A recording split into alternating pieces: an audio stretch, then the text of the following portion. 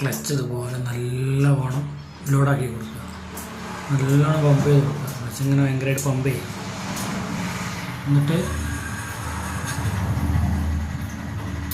ഈ ലോക്ക് മെല്ലെ പ്രസ് ചെയ്തിട്ട് പൈപ്പ് നേരെ ബേക്കോട്ട് വലിക്കുക ചെറുതായിട്ട്. എയർ ഇങ്ങനെ ബബിൾസ് സൈഡ് ഇങ്ങനെ പോകും,